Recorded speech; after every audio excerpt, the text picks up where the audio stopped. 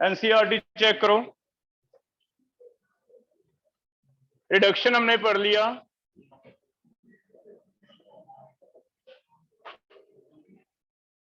Reduction में last topic हमने पढ़ा था, एक दो चीजें और ऐड कर रहे हैं हम।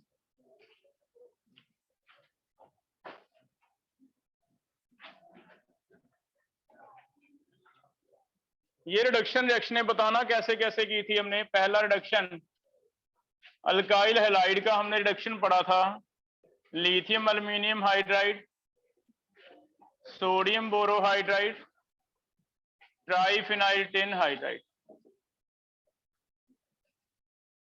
सेकेंड रिडक्शन कुछ ऐसे पढ़ा था, एल्डिहाइड या कीटोन हो, एक होता है जिंक अमेलगम HCl, एक होगा हाइड्राजीन KOH। जिसका कोई नाम आपको याद आ रहा है नेम भी लिख लो, हम एक ही जगह इकट्ठे कर रहे हैं जितने की रिडक्शन हम पढ़ाए, ठीक है। एक कोई पढ़ा था स्टीफन रिडक्शन,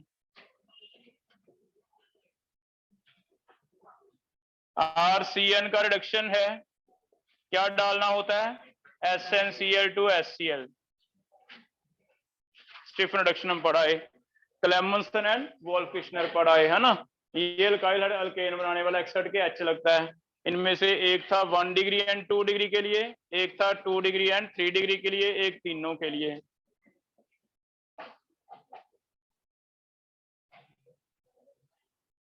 एक कोई मैंडियल्स रिडक्शन पढ़ाया था आपको, साइनाइड का रिडक्शन होता है सोडियम इथेनॉल से, RCS2NH2 बन जाता है।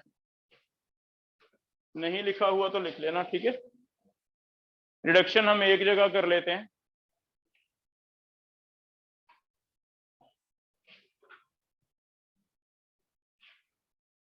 एक है ब्लैंक रिडक्शन,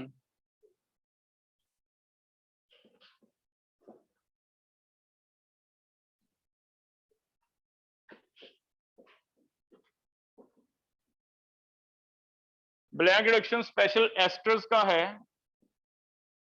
एस्टर से अल्कोहल बनाना सिर्फ एस्टर के लिए।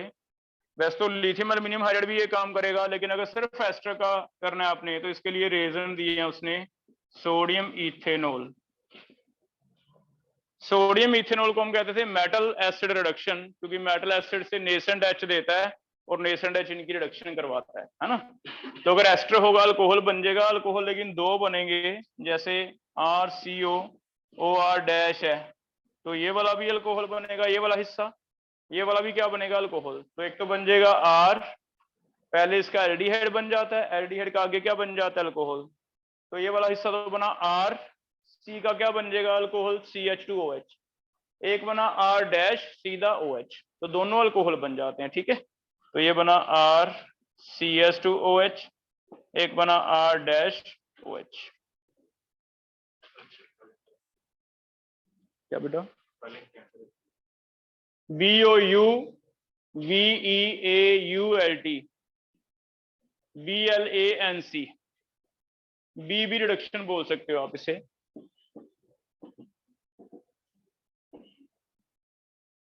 सिर्फ एस्टर का होगा, जैसे अब लिथियम एल्यूमिनियम हाइड्राइड दोनों का करता है। मान लो यहाँ पे एक डबल बॉन्ड भी है और एक एस्टर भी है।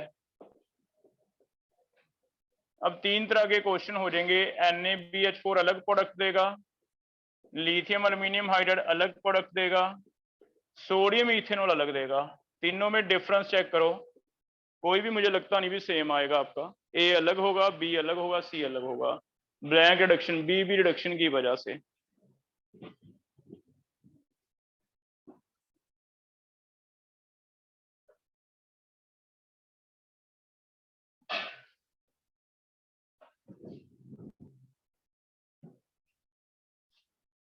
तो ये सारी रिएक्शन हम पढ़ आए हैं बेटा, सिर्फ एक बी भी रिडक्शन में अलग से ऐड कर दी, तो एक ही जगह लिख लेना, थोड़ा इजी हो जाएगा आपके लिए, क्योंकि ज्यादातर रिडक्शन हमने यही लिथियम एल्यूमिनियम वाली यही लिखी है ना। तो एक दो रिएक्शन और लिख के हमारा ऑलमोस्ट सारी केमिस्ट्री की रिडक्शन एक जगह आ जाएंगी जितनी का आती है ना। इसके बिना मेरे एक याद आ रहा है, तुम्हें देखो याद आ रहा है नहीं, कोई बिर्च रिडक्शन पढ़ा है हमने, बिर्च रिडक्शन क्या था? सोडियम लिक्विड अमोनिया से, है ना, यही था। हाँ, सिस्टो ट्रांसप्लेडियम बेरियम सल्फेट दो थे यहाँ पे। अगर ट्रिपल बॉन्ड है, ट्रिपल से आपने डबल बनाना है तो दो अलग अलग मेथड हैं। एक है birch reduction sodium liquid ammonia, एक है Palladium barium sulphate, Palladium barium sulphate and hydrogen. इसे कहते थे लिंडलर कैटलिस्ट, इसे कहते हैं बिर्च रिडक्शन। किसमें ट्रांस बनता है? बिर्च में। किसमें सिस बनता है? तो ट्रिपल बॉन्ड डबल रह जाएगा,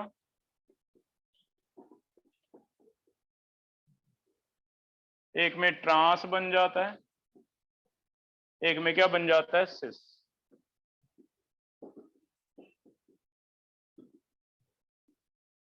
तो ये भी नेम सारे मेरे ख्याल में हमने पढ़ रखे हैं, सिर्फ एक बीबी रिडक्शन नया आया।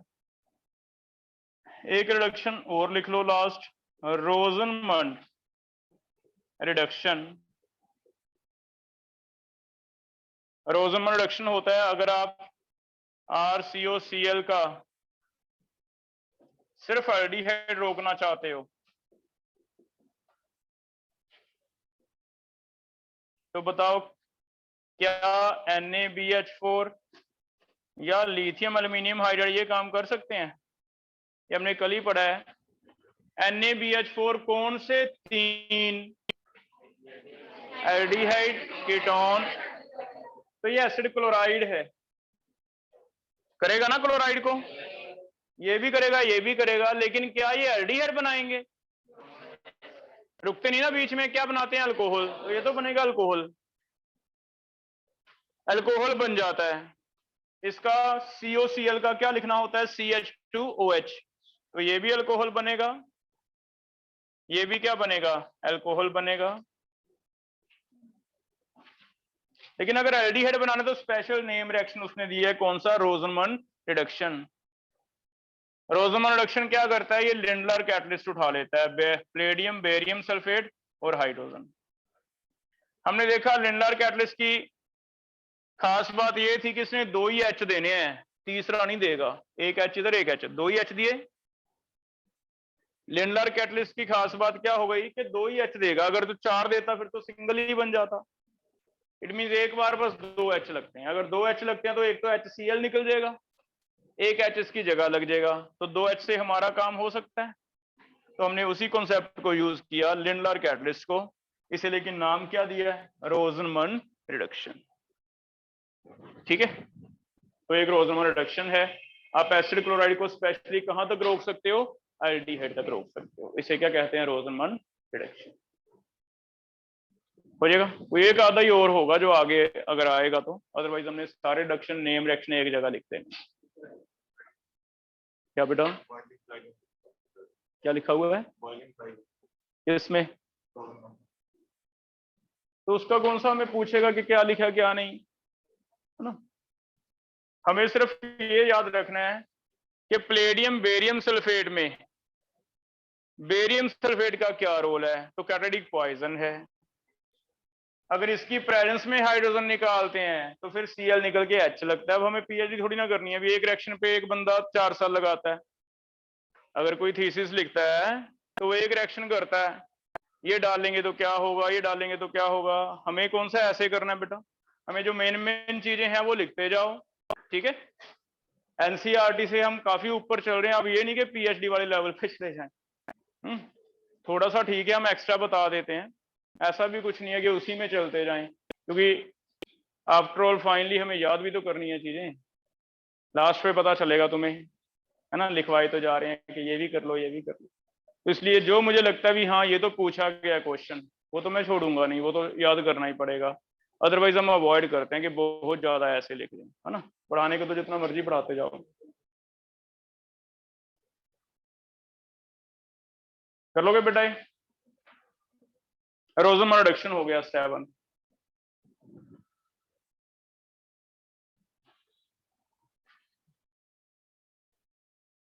लास्ट एक ऐड कर रहे हैं, रिडक्शन विथ डाइबल एच। अब ये डाइबल एच सीख लो क्या है। Diisobutyl aluminium hydride, DIBAL H. हमने लिथियम एल्यूमिनियम हाइड्राइड को थोड़ा चेंज करके नया बनाया है, जिसे कहते हैं die isobutyl aluminium hydride. Means एक एल्यूमिनियम पे सीधा ही एक एच रख दिया। आइसोब्यूटाइल होते हैं ये वाले, डाई आइसोब्यूटाइल एल्यूमिनियम हाइड्राइड। क्या चेंज हो गया? एक ही एच है। अगर एक ही एच है तो ये एच निकल के सीएल हट के एक ही एच लगेगा, आगे नहीं जाएगा रिएक्शन। तो ये भी स्पेसिफिक है, यहां आपको बीच में रोकना हो, आगे ना करवाना हो। एसिड क्लोराइड लेंगे, एसिड क्लोराइड में अगर आ जाए डाइबल एच तो बस एक सीएल निकल के क्या लग जाएगा? एक एच। ठीक है। तो लिथियम एल्यूमिनियम हाइड्राइड का एक अलग से तैयार किया हुआ नया रेजेंट है, जिसमें रिड्यूसिंग पावर बहुत कम कर दी, क्योंकि एक ही एच छोड़ा है बस, बाकी छोड़े नहीं। उसे क्या कहते हैं? डाइबल एच। तो कभी रेयर तुम्हें आ जाए भी डाइबल एच तो स्पेसिफिक होगा, बस एक एच लग जाएगा, एक बार रिडक्शन होगी, आगे नहीं होगी। ठीक है, तो इसे ऐसे याद करो। तो ये दोनों रिएक्शनें तुम्हें कहां मिलेगी? एल्डिहाइड में लिखी मिलेंगी, एल्डिहाइड के प्रेपरेशन में। कि अगर एसिड क्लोराइड से एल्डिहाइड बनाना है, अल्कोहल नहीं बनाना, तो बेटर है या तो रोजनमन रिडक्शन या फिर डाइबल एच। ठीक है, हो जाएगा ये। डाइबल एच का भी रोल समझ आ गया।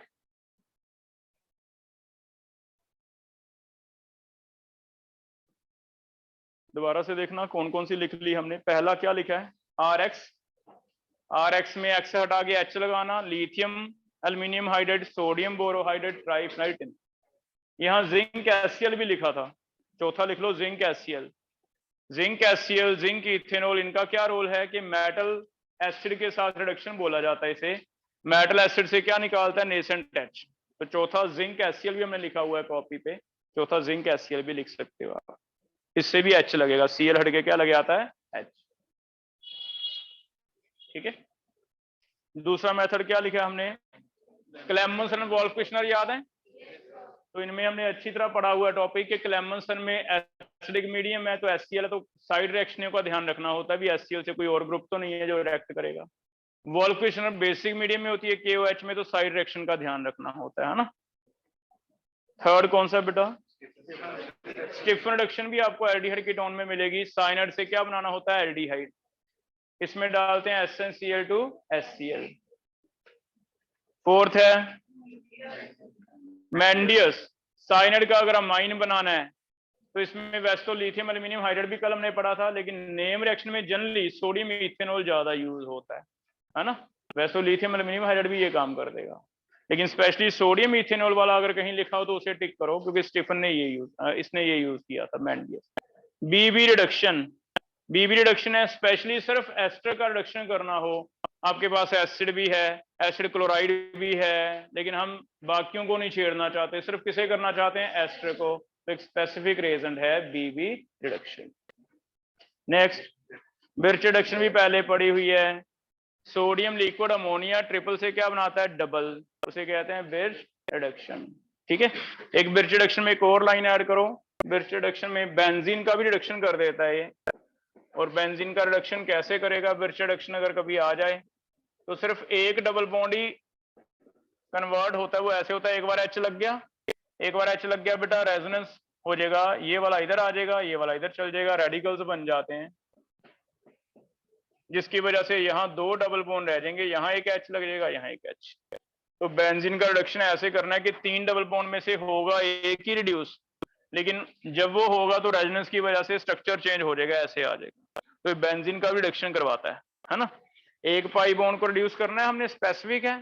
बेंजीन के भी केस में स्पेशल बना के लिख लो कि बिर्च रिडक्शन अगर बेंजीन के साथ आता है तो बेंजीन में तीन बॉन्ड में से तीनों नहीं रिड्यूस करने, कितने करने हैं? सिर्फ एक रिड्यूस करके दो रख लेंगे, तो इसे कहा जाता है बिर्च रिडक्शन। तो बेंजीन में भी आएगा। ठीक है।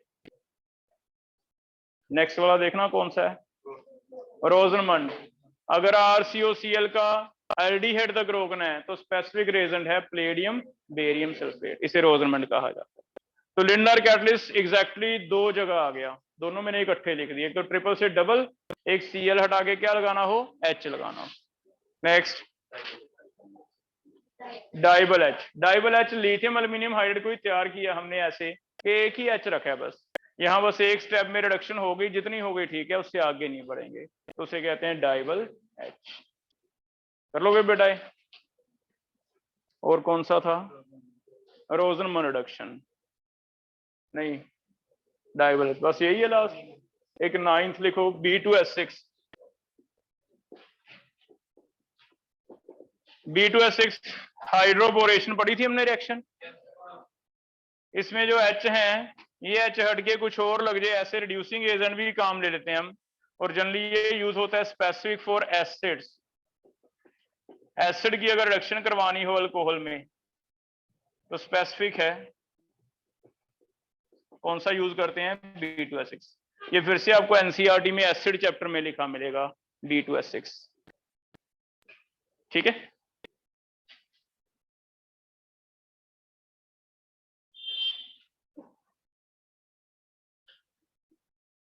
और लास्ट एक 10 पूरे कर लेते हैं। एक है एमपीवी रिडक्शन, ये भी आपको एल्डिहाइड कीटोन में लिखा मिलेगा, Meerwein Ponndorf Verley, MPV. MPV reduction, Meerwein Ponndorf Verley reduction, जब आप सिर्फ और सिर्फ कीटोन को यूज करना चाहते हो, एल्डिहाइड को भी नहीं करना, सिर्फ कीटोन, तो स्पेसिफिक स्पेशली किसके लिए है? कीटोन्स के लिए।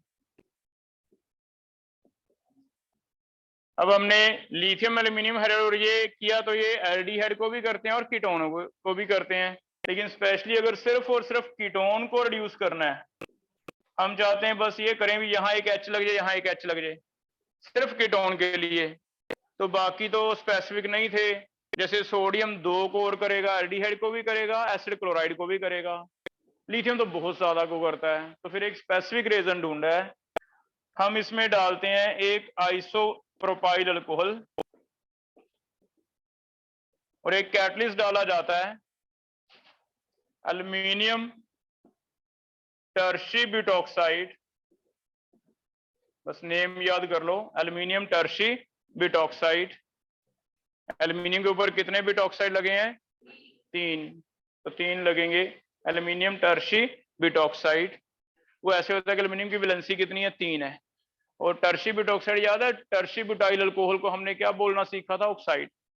जब ये होगा बेटा, ये ऐसे इक्विलिब्रियम का साइन रहता है, रिवर्सिबल रिएक्शन है, क्या होता है? ये वाले H निकलते हैं और यहां लगे आते हैं, ये वाले H निकलते हैं, यहां लगे आते हैं, इसकी हो जाती है रिडक्शन, इसकी खुद की फिर ऑक्सीडेशन, तो ये खुद कीटोन बन जाएगा, ये क्या बन जाएगा?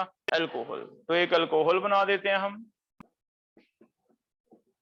एक बना देते हैं कीटोन। एक अल्कोहल बन गया, एक क्या बन गया? कीटोन। इस रिएक्शन को क्या कहते हैं? MPV reduction.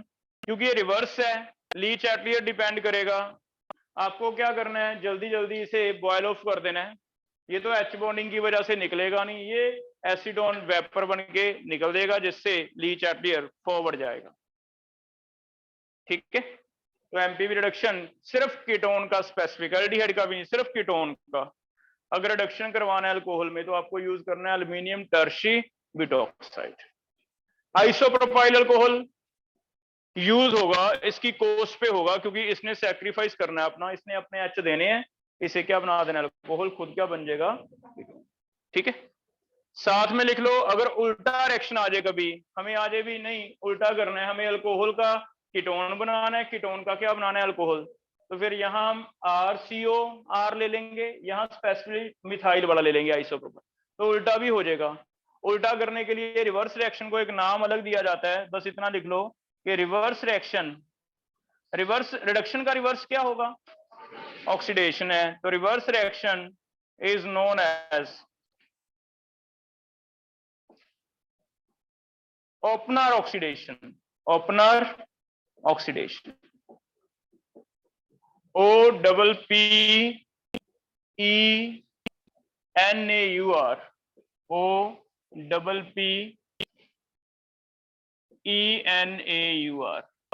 Opener oxidation. ठीक है, तो रिडक्शन हमारे 10 अलग से याद कर लो, 10 हो गए ना अलग से। इसमें सारे एक ही जगह लिख लिए हमने, कोई अल्केन में था, कोई अल्काइल हैलाइड में था, 2-3 एल्डिहाइड में है, एक आधा कोई एसिड में लिखा है, साइनड वाला अमाइंस में लिखा हुआ है।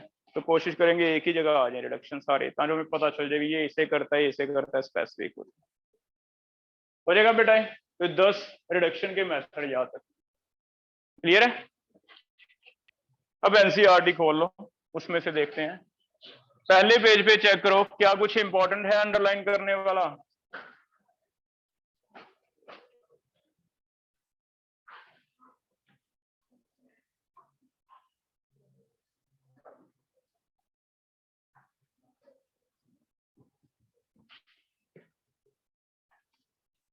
एक मुझे देगा करो, पहला देखना बेटा, पहले पेज पे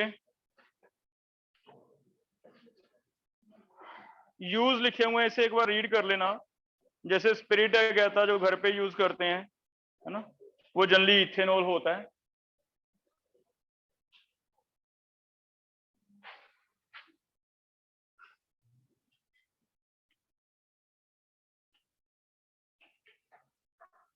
नेक्स्ट क्लासिफिकेशन में ये मैंने आपको पहले बता दिए थे कि 2-3 नेम याद करने लिखे हुए हैं कहीं, वो क्रीसोल, कैटिकॉल, है ना, हाँ वो याद करने हैं। पेज नंबर 327 पे कुछ नेम है इंपॉर्टेंट, ये याद कर लेने हैं।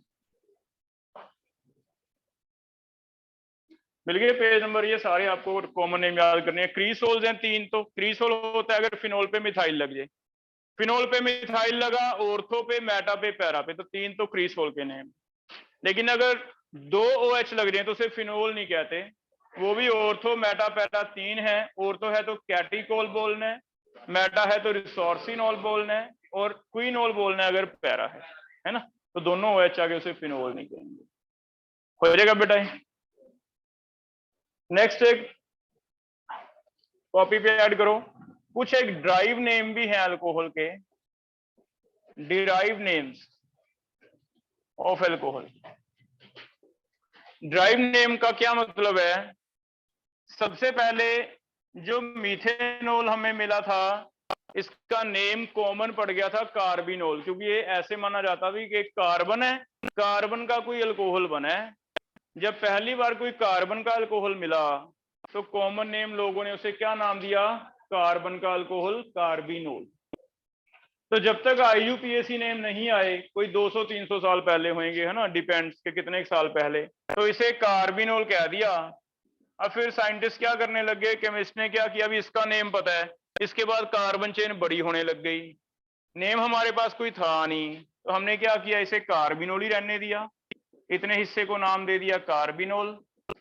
बाकियों को फिर ऐसे करते रहे भी कि जो आगे साइड चेन्स हैं उन्हें साइड चेन बना के, जो भी 3 साइड चेन लगेंगी उसे अलग से मिथाइल है, इथाइल है, फिनाइल है, क्या क्या है, साइड चेन अलग से लिखते रहे, पीछे क्या चलता रहा, कार्बिनोल।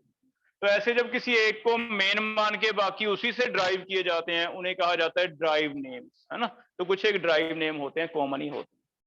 तो हम एक COH को कार्बिनोल देने वाले हैं, बाकी साइड चेनों को अलग से लिखने वाले हैं अल्फाबेटिकल ऑर्डर में। ठीक है, तो देखो कैसे होगा। जैसे मान लो हमें कहता है CH3CH2OH, इसके लिए ड्राइव नेम क्या होगा,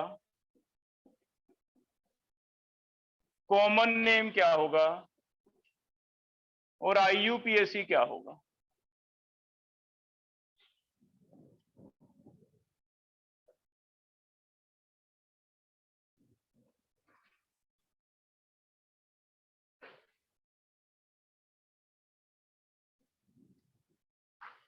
तो ड्राइव नेम तो एक COH को हमने बोलना है कार्बिनोल, ये साइड चेन कौन सी बची, मिथाइल, तो इसे आप कह सकते हो बेटा मिथाइल कार्बिनोल।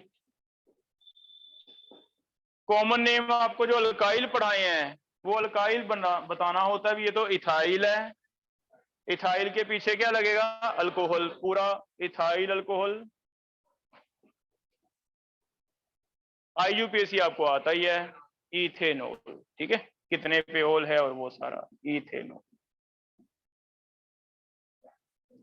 बनेगा बेटा। ऐसे सेकंड ट्राई करो। इसके मुझे तीनों नेम लिख के दो। थर्ड,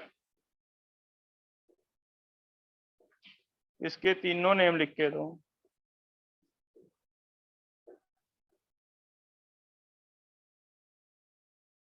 तो ऐसे कुछ कार्बिनोल वाले अलग से नेम किए हैं हमने। सेकंड में दो साइड चेन मानेंगे कार्बिनोल में, क्या लिखोगे फिर? Dimethyl carbinol. दोनों ही मिथाइल है तो क्या बन जाएगा? Dimethyl carbinol.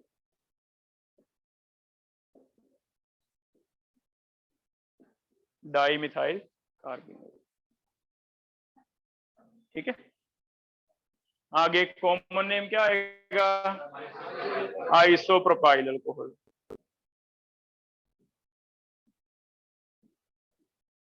IUPAC आता है, बताओ? प्रोपेन टू ओल। 3 की चेन बनेगी क्योंकि ये कौन सा टर्मिनल है, तो इसे कहा जाता है प्रोपेन टू ओल। प्रोपेन टू ओल। ठीक है, लास्ट वाले का कार्बिनोल में ये वाला साइड चेन चाहिए मुझे, इसे क्या नाम देते हो? Isopropyl carbinol. Isopropyl carbinol. ये याद है, आइसो होता है अगर सेकंड लास्ट पे एक मिथाइल है, ये आइसोप्रोपाइल कार्बिनोल। लेकिन कॉमन नेम ये 4 की चेन है वैसे तो, आइसोब्यूटाइल है। तो मैं ऐसे भी आ सकता है कि what is drive name of isobutyl alcohol. तो पहले हम आइसोब्यूटाइल अल्कोहल लिख लेंगे, उसके बाद COH बाहर छोड़ देंगे, ये हो गया कार्बिनोल।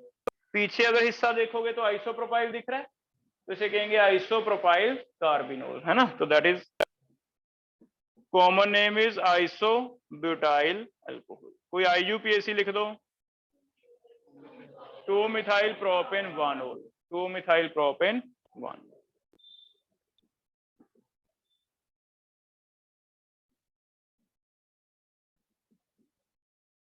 कर लोगे बेटा?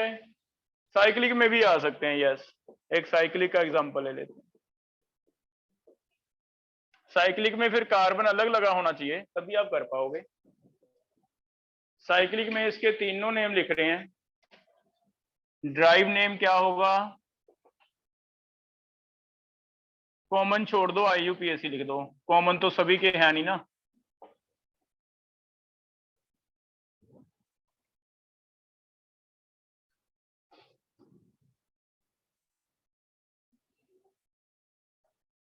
कार्बिनोल के लिए तो जो साइक्लोहेक्सेन बचा है उसे साइक्लोहेक्साइल बोल देंगे साइड चेन।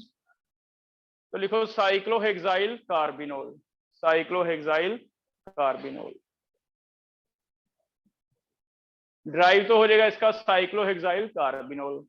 IUPAC क्या होगा? साइक्लोहेक्साइल मीथेनॉल, क्योंकि बाहर है ना OH, तो हम कहते थे भी जिसपे फंक्शन ग्रुप लग गया वो मेन चेन माना जाता है, चाहे वो छोटा हो चाहे बड़ा हो। तो बाहर एक कार्बन का चेन है जिसपे मेन OH लग गया, तो इसे कहेंगे मीथेनॉल। और मीथेनॉल पे लगा क्या है? साइक्लोहेक्साइल। तो दिस इज साइक्लोहेक्साइल मीथेनॉल। ठीक है, हो जाएगा बेटा। आगे चल रहे हैं, नेमिंग वाला टॉपिक हो गया हमारा। आगे आ जाओ, चेक करो।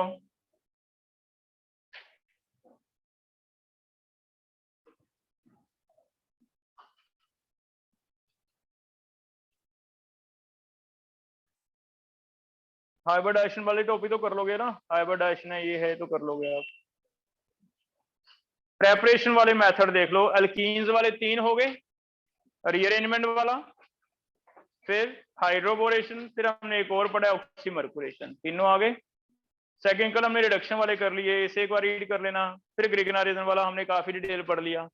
हमने रिडक्शन और ग्रिगनारिजन एक टॉपिक बना के पढ़ा। एक चैप्टर ग्रिगनारिजन का बन गया अलग से, एक चैप्टर रिडक्शन का बन गया अलग से, है ना। ठीक है, रिडक्शन के बाद एक पेज और खाली छोड़ना कॉपी पे, कल को और एक आधा अगर आएगा तो एक पेज खाली छोड़ देना, वहां ऐड कर लेंगे ताकि रिडक्शन सारे इकट्ठे हो जाएं। ठीक है, नेक्स्ट फिनोल आ गया। फिजिकल प्रॉपर्टी पे आ जाओ, ये सारे हमने पढ़ लिए हैं method. Physical property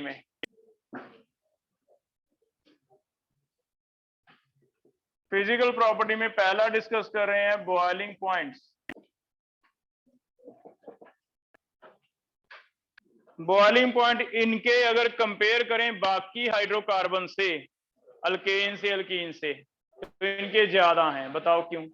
H bond तो हाइड्रोकार्बन से कंपैरेटिवली ज्यादा हैं, more than hydrocarbons of comparable masses. Reason क्या रहेगा? ये असर्शन बन गया स्टेटमेंट 1।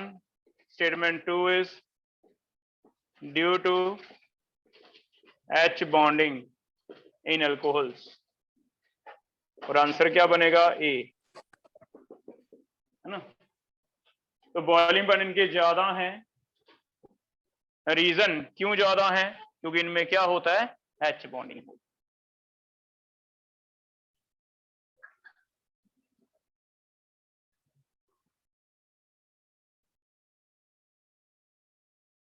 सेकंड,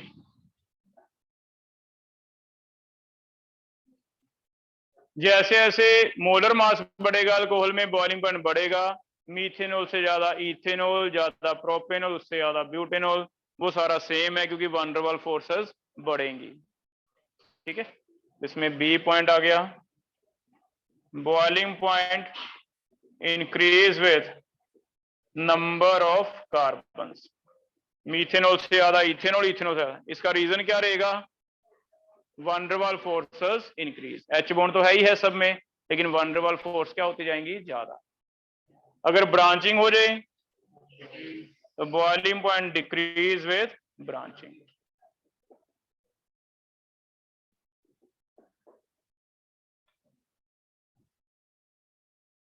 कर लोगे?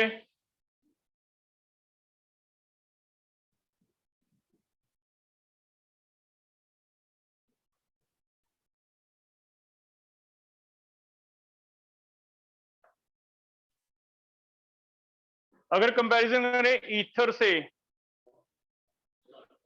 तो पहले अल्कोहल का होगा, फिर ईथर्स का होगा, फिर अल्केन्स का होगा। ईथर में थोड़ी सी पोलैरिटी आ जाती है, हल्की सी नेगेटिव पॉजिटिव, डाइपोल डाइपोल, लेकिन अल्कोहल में H बॉन्ड है, इसमें हल्का सा डाइपोल डाइपोल अट्रैक्शन है, ज्यादा नहीं है। अल्केन में कुछ भी नहीं है। तो अगर सभी के मास कंपेरेबल हैं, मींस मोलर मास उतने की हैं, कार्बन उतने की हैं, बस एक इसमें एक ही जगह इथाइल लग गया, इसमें दो जगह डाइमिथाइल लग गया, इसमें इथेन लग गया, कार्बन उतने की हैं, तो फॉर्मूला ये रहेगा। H बॉन्ड की वजह से ज्यादा, डाइपोल डाइपोल कम हो रही है ना। तो इसमें एक ऐसे स्टेटमेंट बना के दिया हुआ है, we boiling point of methoxy methane is in between ethanol and propane. तो हम कहेंगे सही है। रीजन क्या होगा? इसमें H बॉन्ड है, इसमें डाइपोल डाइपोल है, इसमें क्या है? ओनली वीक वैन डर वाल। ठीक है, हो जाएगा बेटा अभी।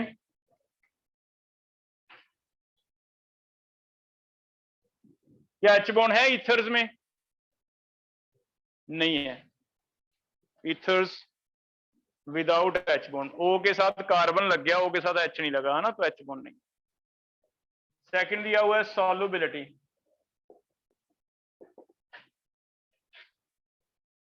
सॉल्युबिलिटी थोड़ी ज्यादा है, solubility again due to H bonding. soluble in water due to H bonding। But जैसे जैसे मोलर मास बढ़ेगा, R size increase, solubility decrease होती है, क्योंकि R साइज क्या है? हाइड्रोफोबिक है। जितना R का साइज बड़ा होता जाएगा, सॉल्युबिलिटी डिक्रीज होती जाएगी। क्या फिनोल सॉल्युबल होगा फिर? तो बेंजीन का साइज इतना बड़ा है जिसकी वजह से फिनोल इज ऑलमोस्ट इनसॉल्युबल। ठीक है, तो जितना बड़ा होता जाएगा उतनी सॉल्युबिलिटी कम होगी। बस दो ही प्रॉपर्टीज लिखी हैं इसमें, कर लोगे। जैसे इनका कंपैरिजन करना सॉल्युबिलिटीज का, मीथेनॉल, प्रोपेनॉल, आइसोब्यूटेनॉल, आइसोप्रोपेनॉल, इनका कंपैरिजन करना है सॉल्युबिलिटीज का एंड बॉइलिंग पॉइंट का, इन्हें अरेंज करना है सॉल्युबिलिटीज के ऑर्डर में एंड बॉइलिंग पॉइंट। नंबर हैं 1 2 3 4, 4 नंबर हैं, चारों को अरेंज करना है।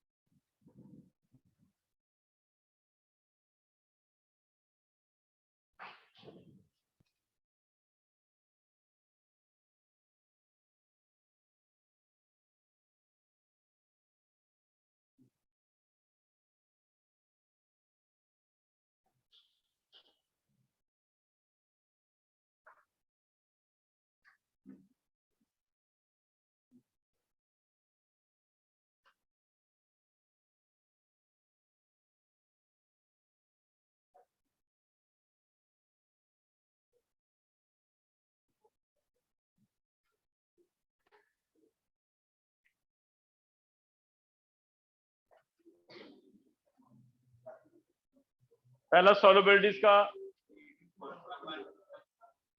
पहले सबसे कम बता रहे हो, सबसे ज्यादा किसका, 1 का, फिर 4 का, फिर 2 का, फिर इसमें कार्बन 3 है, इसमें 4 है, ध्यान रहे, सिर्फ ब्रांचिंग नहीं देखनी, ठीक है। बॉइलिंग पॉइंट सबसे ज्यादा, फिर 4, फिर 1, ठीक है। नंबर ऑफ कार्बन देखने हैं सबसे पहले, फिर ब्रांचिंग देखनी है, ध्यान दें, हो जाएगा। तो ऐसे हम बॉइलिंग पॉइंट का करते हैं। आगे रिएक्शंस है हमने पढ़ रखी हैं, पेज नंबर 340 पे आ जाओ। 340 पे नीचे एक पैराग्राफ बना के लिखा हुआ है,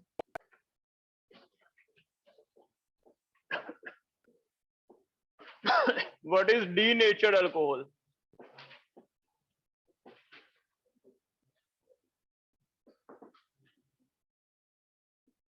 डीनेचर्ड अल्कोहल पढ़ो, इसे क्या लिखा हुआ है डीनेचर्ड अल्कोहल, और मुझे बताओ। जनरली अल्कोहल ड्रिंकिंग पर्पस के लिए भी यूज होता है बेटा, लेकिन डीनेचर्ड अल्कोहल क्या होता है, अगर इसमें क्या ऐड कर दें, इसमें एनसीईआरटी में देखो क्या लिखा है, कॉपर सल्फेट, अगर इसमें ऐड कर दें मीथेनॉल, ना यूट्यूब देखना बंद कर दो, एनसीईआरटी पे आ जाओ। इथेनॉल में क्या मिक्स किया हुआ है, मीथेनॉल, तो इसे कहा जाता है बेटा डीनेचर्ड। और इसे इसलिए कहा जा रहा है, कहता मीथेनॉल पॉइजनस हो जाता है, अगर मीथेनॉल गलती से कोई ड्रिंक कर लेता है तो ये पॉइजनस है, because it is converted into formic acid and that causes blindness, ठीक है। और इसका ट्रीटमेंट सिर्फ इतना ही है कि टाइम रहते अगर पेशेंट को आपने डाइल्यूटेड इथेनॉल दे दिया, तो डाइल्यूटेड इथेनॉल से धीरे धीरे जो मीथेनॉल है वो एक्सक्रीट हो जाता है बाय यूरिन, जिससे टाइम रहते हम इसे रोक सकते हैं। अगर टाइम ज्यादा हो जाए, ये ज्यादा बन गया, ब्लाइंडनेस हो जाएगी, फिर हम कुछ नहीं कर सकते, ठीक है। तो इसका कोई मेडिसिन नहीं है, मतलब कोई ऐसा सच मेडिसिन नहीं बनी हुई। अब ये डीनेचर्ड अल्कोहल की कहानी क्या है, कहानी सुनो। हमारे पास एक अल्कोहल होता है जिसे हम रेक्टिफाइड स्पिरिट भी कहते हैं,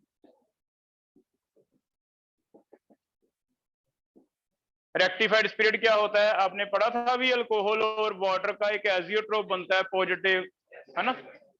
तो हम अल्कोहल और वाटर का मैक्सिमम जो डिस्टिलेशन कर सकते हैं वो कितना कर सकते हैं, 95% अल्कोहल एंड बाकी 4.5% क्या हो, वाटर। इससे ज्यादा डिस्टिलेट नहीं कर सकते। इसे शायद हम कहते थे ये पॉजिटिवेशन है। पॉजिटिवेशन में minimum boiling azeotrope, minimum solution याद है, बॉइलिंग एजियोट्रोप। अब क्या होता है कि अल्कोहल और वाटर के इतने मिक्सचर कोई गवर्नमेंट रेक्टिफाइड स्पिरिट बना के एक्सपेरिमेंट करने के लिए, स्पिरिट पॉलिशिंग करने के लिए बहुत ही सब्सिडाइज रेट पे भेजती है, लैब्स वगैरह में भेज दिया, है ना। ये रेक्टिफाइड स्पिरिट होता है। इसे हम स्पिरिट एज स्पिरिट पॉलिश के लिए अलग अलग जगह यूज करते हैं, लेकिन इसे कई बार थोड़ा सा मीथेनॉल डाल के डीनेचर करना पड़ता है ताकि इसका कोई मिस यूज ना हो। तो इसमें मीथेनॉल जानबूझ के डाला जाता है रेक्टिफाइड स्पिरिट में ताकि इसका कोई मिस यूज ना कर सके, ड्रिंकिंग पर्पज के लिए यूज ना हो। इसे कहा जाता है फिर डीनेचर्ड अल्कोहल। ठीक है, तो दो नेम याद करो, रेक्टिफाइड स्पिरिट क्या है, डीनेचर्ड अल्कोहल क्या है। थर्ड, कहीं वर्ड आ जाए एब्सोल्यूट अल्कोहल, तो इसका मतलब तुम समझ रहे हो, अगर 100% इथेनॉल तैयार कर दें हम, इसे हम आगे सेपरेट करने के लिए, याद है आपको, एजियोट्रोपिक कंपोजिशन चेंज करनी है तो इसमें बेंजीन डाल सकते हो आप। अगर बेंजीन की कुछ परसेंटेज आ जाएगी तो ये परसेंटेज चेंज हो जाएगी, ये परसेंटेज चेंज हो जाएगी तो दोबारा फिर डिस्टिलेशन होने लग जाएगी। तो हम एजियोट्रोप को आगे डिस्टिल कर तो सकते हैं, लेकिन थोड़ा डिफिकल्ट काम है करके। अगर 100% निकाल ले तो उसे क्या कहा जाता है, एब्सोल्यूट अल्कोहल। ठीक है। फोर्थ है पावर अल्कोहल। पावर अल्कोहल आजकल आप न्यूज देख रहे होंगे, सबसे बड़ा इसका यूज आने वाला है पेट्रोल में। हम पेट्रोल में कोशिश कर रहे हैं कि नेक्स्ट ईयर से 20% इथेनॉल मिक्स कर दें, तो हमारी पेट्रोल की कंजम्पशन काफी कम हो जाएगी, क्योंकि ये बर्निंग में भी, कंबशन भी इसका अच्छा होता है इथेनॉल का। ये जो अल्कोहल बनने जा रहा है इसे क्या कहा जाता है, पावर अल्कोहल। पेट्रोल में मिक्सिंग होने जा रही है नेक्स्ट ईयर से, है ना। जनरली 20% तक हम सोच रहे हैं, 2030 तक भी, कि हम एक्सपेरिमेंट करके देखेंगे। 20% अगर ये हो गया, 80% ये हो गया, तो हमारा पेट्रोल सेव हो जाएगा काफी ज्यादा, है ना। हमारी इकोनॉमी को फायदा होगा, क्योंकि हमें सारा पेट्रोल ज्यादातर इंपोर्ट करना पड़ता है, आपको पता है। तो आने वाले टाइम में पावर का सोर्स होने वाला है ये पावर अल्कोहल। ठीक। लास्ट एक वर्ड आ सकता है बेटा, वुड अल्कोहल। वुड अल्कोहल नाम दिया उसने मीथेनॉल को, क्योंकि ये destructive distillation of would say बनाया जाता है। वुड की डिस्ट्रक्टिव डिस्टिलेशन करवाते हैं। वुड की डिस्ट्रक्टिव डिस्टिलेशन से धीरे धीरे जो ड्रॉप्स बनते हैं, अल्कोहल बनता है, वो क्या होता है, वुड अल्कोहल। और लास्ट एक नेम आ सकता है रबिंग अल्कोहल। रबिंग अल्कोहल कहा जाता है आइसोप्रोपाइल अल्कोहल को। आइसोप्रोपाइल अल्कोहल को रबिंग अल्कोहल भी कहा जाता है, और ये जितने सैनिटाइजर्स हैं उनमें यूज होता है,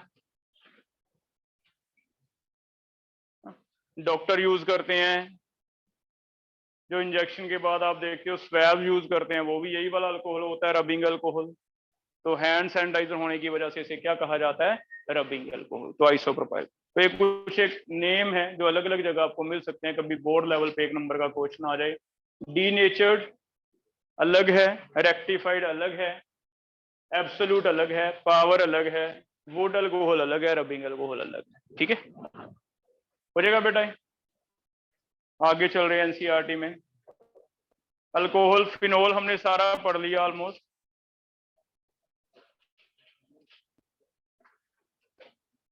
कोब्स reaction, Reimer Tiemann, zinc dust सारी पढ़ी हुई है हमने। सम कमर्शियली इंपॉर्टेंट में वुड अल्कोहल मैंने लिखवा ही दिया। सम कमर्शियली इंपॉर्टेंट का टॉपिक है पेज नंबर 344, पेज नंबर 344। इसमें पहला फिर से वुड अल्कोहल लिखा हुआ है मीथेनॉल। सम कमर्शियली इंपॉर्टेंट में मीथेनॉल बनता कैसे है, तो ये रिएक्शन याद कर लो, CO+2H2, इसमें कुछ कैटलिस्ट रहेंगे, zinc oxide and chromium oxide, इससे क्या बन जाएगा ये मीथेनॉल। कंडीशंस हैं 200-300 एटमॉस्फेयर तो प्रेशर देना पड़ता है एंड 573 से 673 केल्विन टेम्परेचर देना पड़ता है, फिर हम क्या बना सकते हैं मीथेन। तो वाटर गैस से मीथेनॉल बनता है, इंडस्ट्री में बनता है, लेकिन इसी में सारा दोबारा से लिखा हुआ है कि मीथेनॉल जो है ब्लाइंडनेस कॉज कर सकता है। एक्चुअली मीथेनॉल नहीं करता, हमारी बॉडी में कुछ एंजाइम है जो मीथेनॉल को ऑक्सीडाइज करके फॉर्मिक एसिड बना देते हैं, फॉर्मिक एसिड ब्लाइंडनेस कॉज करता है। ठीक है, destructive distillation of would say भी बनता है, जिसकी वजह से वुड अल्कोहल भी कहते हैं। तो ये रिएक्शन याद रखनी है, ये भूल जाएगी हमें, बाकी तो हमने बहुत पढ़ लिया ऑर्गेनिक है ना, कभी ये दे देगा इसमें ये डाला क्या बना मीथेनॉल। नेक्स्ट, ऐसे ही इथेनॉल का फर्मेंटेशन जाइमेज वाला हमने सारा पढ़ लिया, जाइमेज का सारा हमने टॉपिक पढ़ लिया। सेकंड लिखा हुआ है इथेनॉल, इथेनॉल में हमने ज्यादातर चीजें तो पढ़ ली हैं। इन्वर्टेड जाइमेज हो गया था कल, वाइन मेकिंग में आपको बता दिया था यही वाला यूज करते हैं। फर्मेंटेशन टेक्स प्लेस, इसके लिए कुछ कंडीशंस हैं to increase yield of wine. Ethanol का कंडीशन क्या है, यील्ड अच्छी आए। पहले कहता है जो फर्मेंटेशन है वो एब्सेंस ऑफ एयर में हो तो अच्छा है, क्योंकि ये जो आपके जाइमस इन्वर्टेज बढ़िया काम करते हैं, ये एनारोबिक ऑक्सीडेशन करवाते हैं ज्यादातर, जो यीस्ट से ये बनाते हैं वो कह लो एनारोबिक कंडीशन में ज्यादा अच्छा काम करता है, तो एब्सेंस ऑफ एयर होनी चाहिए। ठीक है, सेकंड, एक्शन ऑफ जाइमेज इनहिबिट हो जाता है अगर अल्कोहल का परसेंटेज 14% से ज्यादा हो जाता है। Action of जाइमेज is inhibited if percentage of alcohol is more than कितने परसेंट, 14%। इसका मतलब हमें डिस्टिलेशन करवानी पड़ेगी, जैसे जैसे अल्कोहल बनेगा बॉयल ऑफ करके डिस्टिलेशन करवाते हैं, अल्कोहल अलग निकाल लेते हैं, नीचे पानी बचता है, क्योंकि 14% क्रॉस कर गया फिर तो आगे वाइन बननी बंद हो गई, दैट इज वाई डिस्टिलेशन साथ साथ करवाना पड़ता है। ठीक है, नेक्स्ट लिखा हुआ है, अगर ऑक्सीजन होएगी कहता तो इथेनॉल का इथेनोइक एसिड बन सकता है। एब्सेंस ऑफ एयर इसलिए भी जरूरी है कि ये बढ़िया काम करे जाइमेज, इसलिए भी है कि अगर ऑक्सीडेशन होएगी तो इथेनॉल जो बनेगा वो फर्दर ऑक्सीडाइज होके एसिड बन सकता है, जिससे सोर टेस्ट हो जाता है ना, इसलिए भी हम अवॉइड करते हैं। और लास्ट एक लिखा हुआ है, डीनेचुरेशन करवाने के लिए जो कमर्शियल अल्कोहल है, commercial alcohol is denatured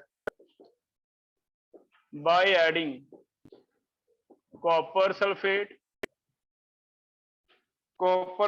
and pyridine.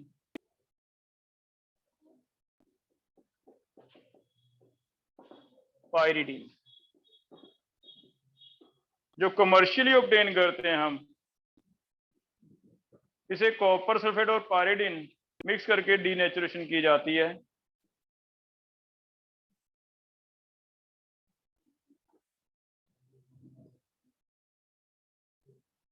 और सॉल्वेंट भी यूज होता है भी इथेनॉल एज ए सॉल्वेंट। ठीक है,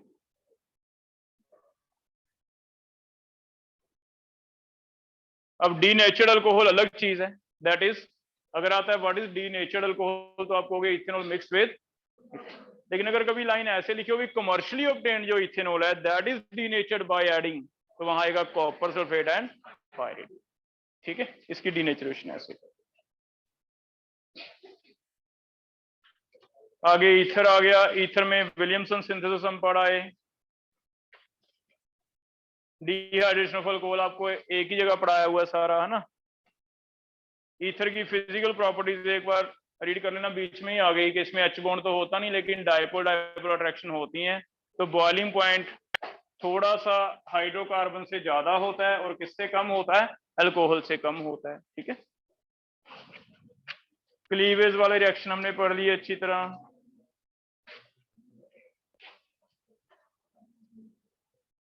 जो एनसीईआरटी में रिएक्शनें दी हैं बेटा अच्छी तरह पढ़ लेना। जैसे एनिसोल वाला एग्जांपल इसी से उठाया था, एक पैराग्राफ में लिखा हुआ है, नीट में जो क्वेश्चन आया था आपको बताया था ना HI से एनिसोल, तो इसमें एनिसोल का लिखा हुआ है, उसी का क्वेश्चन बना के दिया है।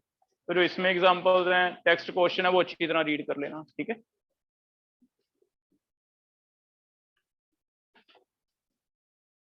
बस बस इतना ही दिया हुआ है, तो इसे रीड कर लो। कोई डाउट होगा मेरे से आप पूछ सकते हो। बुकलेट मिल गया आपको, उसके पीछे 2 एक्सरसाइज हैं, कल एक कराओ। फर्स्ट एक्सरसाइज कल कर लो। ठीक है, 30-40 क्वेश्चन। यस बताओ क्या, उधर पूछ लो आके। तो कल उसके डाउट होंगे बेटा फर्स्ट एक्सरसाइज के, है ना, अल्कोहल फिनोल ईथर के।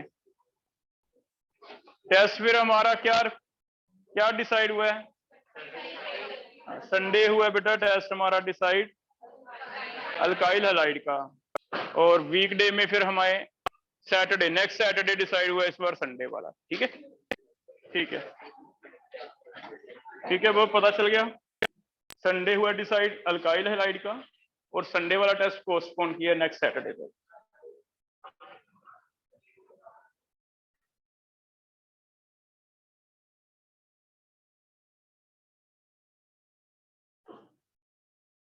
हाँ भेज देता हूँ।